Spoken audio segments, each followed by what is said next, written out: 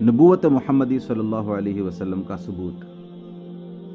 ذرا 1400 برس پیچھے پلٹ کر دیکھو، دنیا میں نہ تارے برقی تھی، نہ ٹیلی فون تھے، نہ ریل تھی، نہ چھاپے خانے تھے، نہ اخبار اور رسالے شائع ہوتے تھے، نہ کتابیں چھپتی تھیں، نہ سفر اور سیاحت کی وہ آسانیاں تھیں جو آج کل پائی جاتی ہیں۔ ایک ملک سے دوسرے ملک تک جانے میں مہینوں کی مسافت طے کرنی پڑتی تھی۔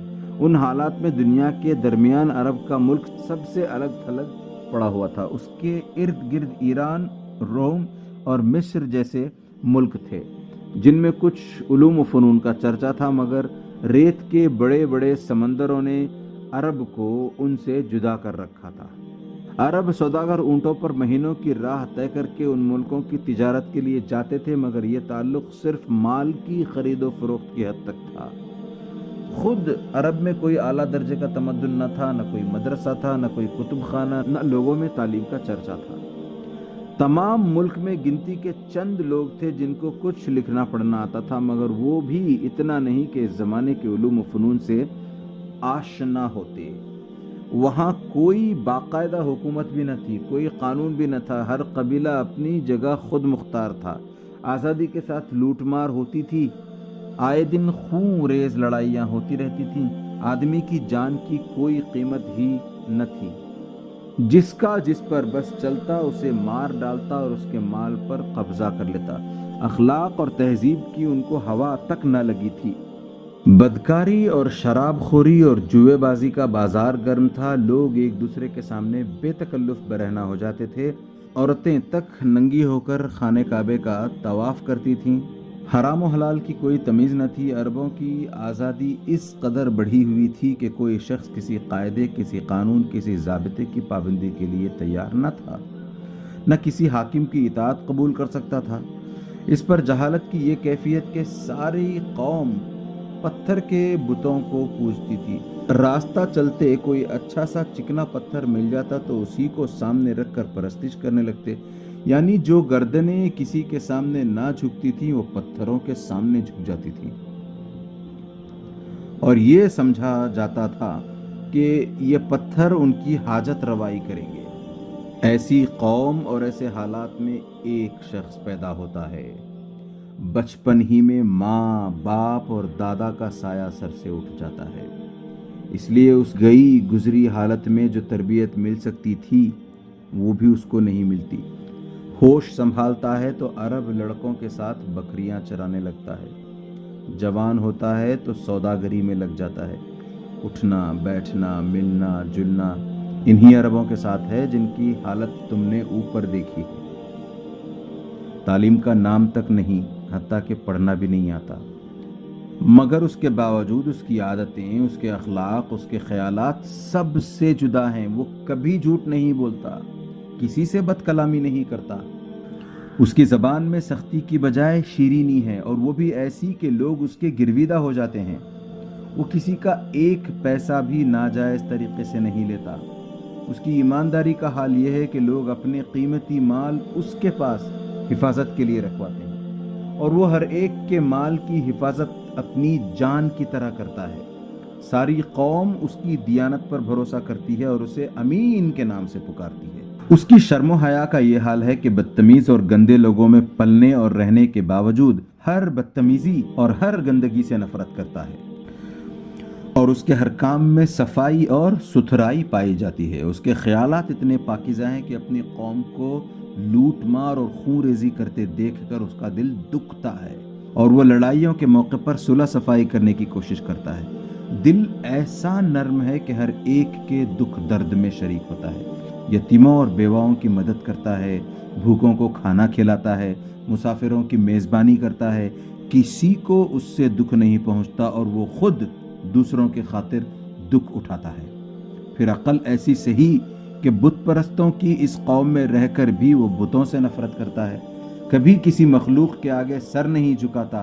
اس کے اندر سے خود بخود آواز آتی ہے کہ زمین و آسمان میں جتنی چیزیں نظر آتی ہیں ان میں سے کوئی پوجنے کے لائق نہیں۔ اس کا دل آپ سے آپ کہتا ہے کہ خدا تو ایک ہی ہو سکتا ہے اور ایک ہی ہے۔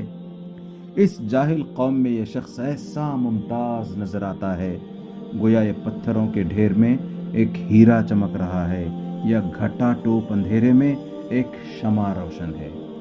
40 برس کے قریب اس طرح پاک، صاف اور اعلیٰ درجے کی شریفانہ زندگی بسر کرنے کے بعد یہ شخص اس تاریکی سے جو اس کے چاروں طرف پھیلی ہوئی تھی گھبرا اٹھتا ہے۔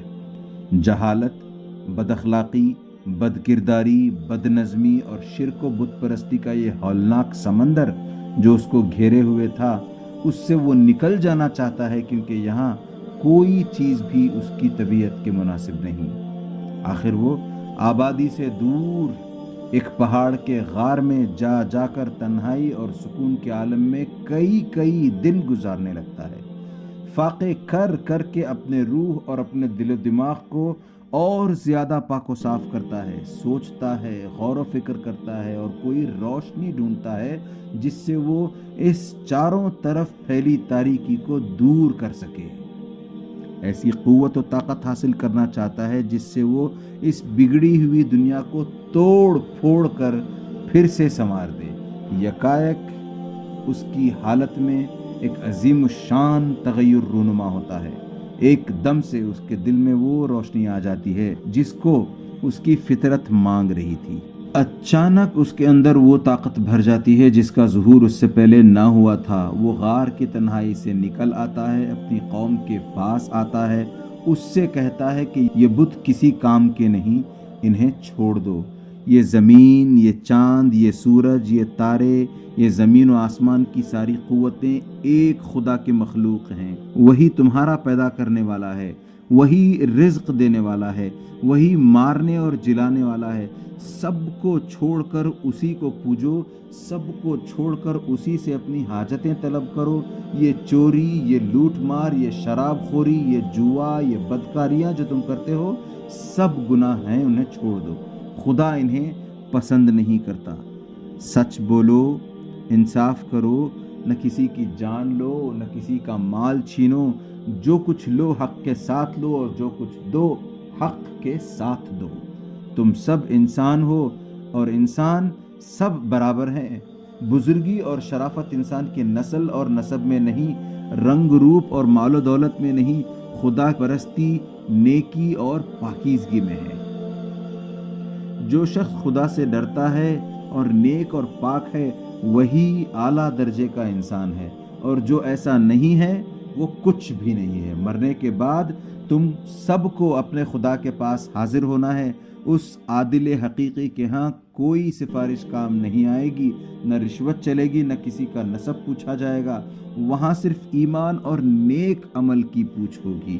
جس کے پاس یہ سامان ہوگا وہ جنت میں جائے گا، اور جس کے پاس ان میں سے کچھ نہ ہوگا وہ نامراد دوزخ میں ڈالا جائے گا۔ جاہل قوم نے اس نیک انسان کو محض اس قصور میں ستانا شروع کیا کہ وہ ایسی باتوں کو برا کیوں کہتا ہے جو باپ دادا کے وقتوں سے چلی آ رہی ہیں، اور ان باتوں کی تعلیم کیوں دیتا ہے جو بزرگوں کے طریقے کے خلاف ہیں۔ اسی قصور پر انہوں نے اسے گالیاں دیں، پتھر مارے، اس کے لیے جینا مشکل کر دیا، اس کے قتل کی سازشیں کی۔ ایک دن، 2 دن نہیں، اکٹھے 13 برس تک سخت سے سخت ظلم توڑے، یہاں تک کہ اسے وطن چھوڑنے پر مجبور کر دیا، اور پھر وطن سے نکال کر بھی دم نہ لیا۔ جہاں اس نے پناہ لی تھی وہاں بھی کئی برس اس کو پریشان کرتے رہے۔ یہ سب تکلیفیں اس نیک انسان نے کس لیے اٹھائی؟ صرف اس لیے کہ وہ اپنی قوم کو سیدھا راستہ بتانا چاہتا تھا۔ اس کی قوم اسے بادشاہی دینے کے لیے تیار تھی، دولت کے ڈھیر اس کے قدموں میں ڈالنے پر آمادہ تھی، بشرطے کہ وہ اپنی اس تعلیم سے باز آ جائے۔ مگر اس نے سب چیزوں کو ٹھکرا دیا اور اپنی بات پر قائم رہا۔ کیا اس سے بڑھ کر نیک دلی اور صداقت تمہارے خیال میں آ سکتی ہے کہ کوئی شخص اپنے کسی فائدے کے خاطر نہیں، محض دوسروں کے بھلے کی خاطر تکلیفیں اٹھائے؟ وہی لوگ جن کے فائدے کے لیے وہ کوشش کر رہا ہے اس کو پتھر مارتے ہیں اور وہ ان کے لیے دعائے خیر کرتا ہے۔ انسان تو کیا، فرشتے بھی اس کی نیکی پر قربان جائیں۔ پھر دیکھو، جب یہ شخص اپنے غار سے یہ تعلیم لے کر نکلا تو اس میں کتنا بڑا انقلاب ہوا۔ اب جو کلام وہ سنا رہا تھا وہ ایسا فصیح و بلیغ تھا کہ کسی نے نہ اس سے پہلے ایسا کلام کہا نہ اس کے بعد کوئی کہہ سکا۔ عرب والوں کو اپنی شاعری، اپنی خطابت، اپنی فصاحت پر بڑا ناز تھا۔ اس نے عربوں سے کہا کہ تم ایک ہی صورت اس کلام کے مانند بنا لاؤ، مگر سب کی گردنیں عاجزی سے جھک گئیں۔ حد یہ ہے کہ خود اس شخص کی اپنی بول چال اور تقریر کی زبان بھی اتنی اعلیٰ درجے کی نہ تھی جتنی اس خاص کلام کی تھی۔ چنانچہ آج بھی جب ہم اس کی دوسری تقریروں کا مقابلہ اس کلام سے کرتے ہیں تو دونوں میں نمایاں فرق محسوس ہوتا ہے۔ اس ان پڑھ صحرا نشین انسان نے حکمت اور دانائی کی ایسی باتیں کہنی شروع کی کہ نہ اس سے پہلے کسی انسان نے کہی تھی، نہ اس کے بعد آج تک کوئی کہہ سکا، نہ 40 برس کی عمر سے پہلے خود اس کی زبان سے وہ کبھی سنی گئی تھی۔ اس امی صلی اللہ علیہ وسلم نے اخلاق، معاشرت، معیشت، سیاست اور انسانی زندگی کے تمام معاملات کے متعلق ایسے قانون بنائے کہ بڑے بڑے عالم اور عاقل برسوں کے غور و خوض اور ساری عمر کے تجربات کے بعد بمشکل ان کی حکمتوں کو سمجھ سکتے ہیں، اور دنیا کے تجربات جتنے بڑھتے جاتے ہیں ان کی حکمتیں زیادہ کھلتی جاتی ہیں۔ 1400 برس سے زیادہ مدت گزر چکی ہے مگر آج بھی اس کے بنائے ہوئے قانون میں کسی ترمیم کی گنجائش نظر نہیں آتی۔ دنیا کے قانون ہزاروں مرتبہ بنے اور بگڑے، ہر آزمائش میں ناکام ہوئے اور ہر بار ان میں ترمیم کرنی پڑی، مگر اس صحرا نشین امی صلی اللہ علیہ وسلم نے تنہا بغیر کسی دوسرے انسان کی مدد کے جو قانون بنا دیے ان کی کوئی ایک دفعہ بھی ایسی نہیں ہے جو اپنی جگہ سے ہٹا لی جا سکتی ہو۔ اس نے 23 برس کی مدت میں اپنے اخلاق، اپنی نیکی و شرافت اور اپنی اعلیٰ تعلیم کے زور سے اپنے دشمنوں کو دوست بنا لیا، اپنے مخالفوں کو موافق بنا لیا۔ بڑی بڑی طاقتیں اس کے مقابلے میں اٹھیں اور آخرکار شکست کھا کر اس کے قدموں میں آ رہیں۔ اس نے جب فتح پائی تو کسی دشمن سے بدلہ نہ لیا، کسی پر سختی نہ کی۔ جنہوں نے اس کے حقیقی چچا کو قتل کیا اور اس کا کلیجہ نکال کر چبا گئے ان کو بھی فتح پا کر اس نے بخش دیا۔ جنہوں نے اس کو پتھر مارے تھے، اس کو وطن سے نکالا تھا، ان کو فتح پا کر اس نے بخش دیا۔ اس نے کبھی کسی سے دغا نہ کی، عہد کر کے کبھی نہ توڑا، جنگ میں بھی کسی پر زیادتی نہ کی۔ اس کے سخت سے سخت دشمن بھی کبھی اس پر کسی گناہ یا ظلم کا الزام نہ رکھ سکے۔ یہی نیکی تھی جس نے بالآخر تمام عرب کا دل موہ لیا۔ اس نے اپنی تعلیم و ہدایت سے انہی عربوں کو جن کا حال تم اوپر پڑھ چکے ہو وحشت اور جہالت سے باہر نکال کر اعلیٰ درجے کی مہذب قوم بنا دیا۔ جو عرب کسی قانون کی پابندی پر تیار نہ تھے ان کو اس نے ایسا پابند قانون بنا دیا کہ دنیا کی تاریخ میں کوئی قوم ایسی پابند قانون نظر نہیں آتی۔ جو عرب کسی کی اطاعت پر آمادہ نہ تھے اس نے ان کو عظیم الشان سلطنت کا تابع بنا دیا۔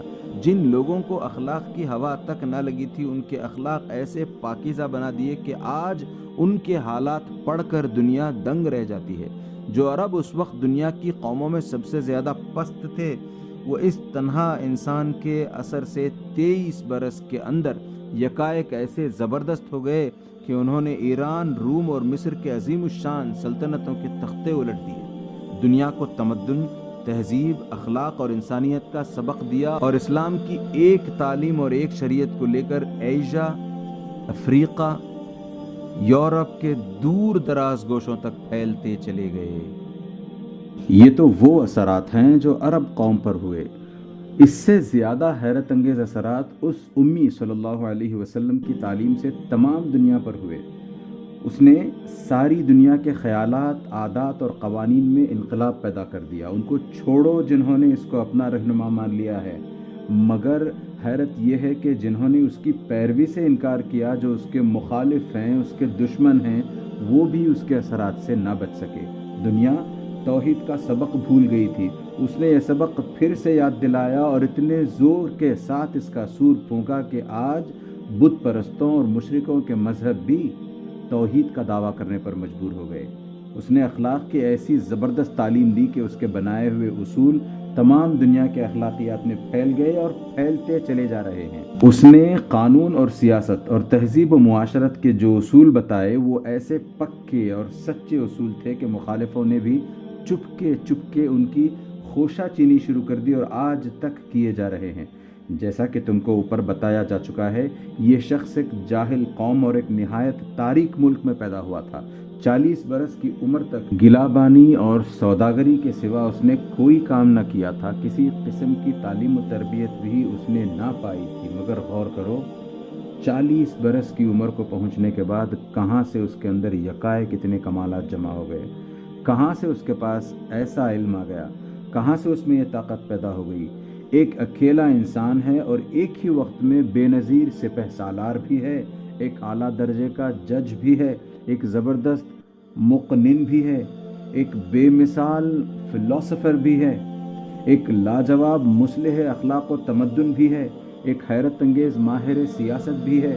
پھر اتنی مصروفیتوں کے باوجود وہ راتوں کو گھنٹوں اپنے خدا کی عبادت بھی کرتا ہے، اپنے بیوی بچوں کے حقوق بھی ادا کرتا ہے، غریبوں اور مصیبت زدوں کی خدمت بھی کرتا ہے۔ ایک بڑے ملک کی بادشاہی مل جانے پر بھی وہ ایک فقیر کی سی زندگی بسر کرتا ہے، بوریے پر سوتا ہے، موٹا جھوٹا پہنتا ہے، غریبوں کی سی غذا کھاتا ہے، بلکہ کبھی کبھی فاقے کی نوبت بھی آ جاتی ہے۔ یہ حیرت انگیز کمالات دکھا کر اگر وہ کہتا ہے کہ میں انسان سے بالاتر ہستی ہوں، تب بھی کوئی اس کے دعوے کی تردید نہ کر سکتا تھا۔ مگر جانتے ہو اس نے کیا کہا؟ اس نے یہ نہیں کہا کہ یہ سب میرے اپنے کمالات ہیں، اس نے ہمیشہ یہی کہا کہ میرے پاس کچھ بھی اپنا نہیں ہے، سب کچھ خدا کا ہے اور خدا کی طرف سے ہے۔ میں نے جو کلام پیش کیا ہے جس کی نظیر لانے سے سب انسان عاجز ہیں، یہ میرا کلام نہیں ہے، نہ میرے دماغ کی قابلیت کا نتیجہ ہے، یہ خدا کا کلام ہے اور اس کی ساری تعریف اس خدا کے لیے ہے۔ میرے جتنے کام ہیں یہ بھی میری اپنی قابلیت سے نہیں ہے، محض خدا کی ہدایت سے ہیں۔ ادھر سے جو کچھ ارشاد ہوتا ہے میں وہی کرتا ہوں اور وہی کہتا ہوں۔ اب بتاؤ کہ ایسے سچے انسان کو خدا کا پیغمبر کیسے نہ مانا جائے؟ اس کے کمالات ایسے ہیں کہ تمام دنیا میں ابتدا سے لے کر آج تک ایک انسان بھی اس کے مانند نہیں ملتا۔ مگر اس کی سچائی ایسی ہے کہ وہ ان کمالات پر فخر نہیں کرتا، ان کی تعریف خود حاصل نہیں کرنا چاہتا، بلکہ جس نے یہ سب کچھ دیا ہے صاف صاف اسی کا حوالہ دیتا ہے۔